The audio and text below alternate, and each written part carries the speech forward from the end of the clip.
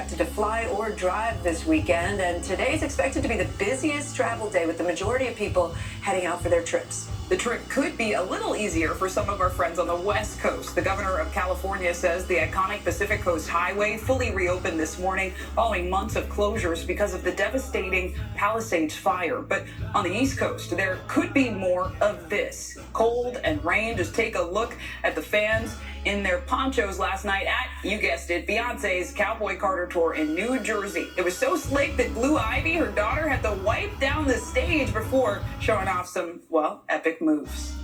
I'm hoping it's better for you by Saturday night. We're tracking conditions. Bill will tell us from coast to coast. But we start with NBC News correspondent Stephen Romo. He's at one of the busiest airports in the country, Newark, New Jersey. Stephen, we've talked about Newark a lot lately, all the headaches, people trying to fly in and out, a lot of problems with their air traffic control. What has it been like today? What are conditions like across the country? Yeah, there is not as much joy going on here at Newark as there is in the studio, guys. As would be expected with all the trouble we've seen here so far, 161 delays so far today at Newark. The people I've talked to, for the most part, have expected that. They've heard all these headlines for a while now, so they've shown up knowing they were likely going to experience delays too. Some folks just avoiding this airport altogether. TSA data shows before this travel rush, 20% fewer people were flying out of here than they had been the previous year. And let's take a look at the nationwide misery map. And if we have that around 450, I think was the last check. Oh, down now, 413 it looks like of the delays we're dealing with right now, and 6 cancellations currently nationwide. And guys, more than 3.5 million people were set to fly out today. That's up 2% than it was just last year. So while there is some misery going on, there are some things to look at in the positive light. That misery map we saw was a lot more green than red this time around. All right.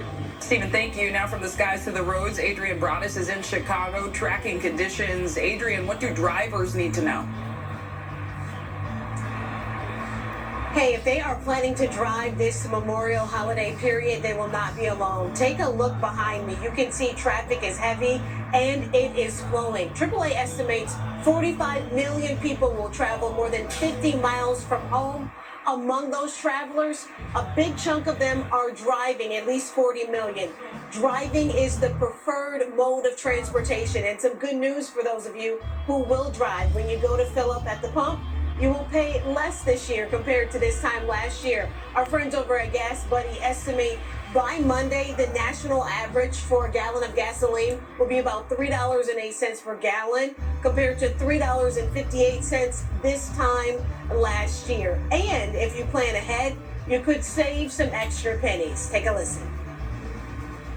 Collectively, over the 4-day holiday weekend, Americans are going to spend over $600 million less filling their tanks this year compared to last. Depending on what state you're in, shopping around when you get down to a quarter tank can help you avoid those higher, more expensive stations and could save you 20 to 30 cents a gallon.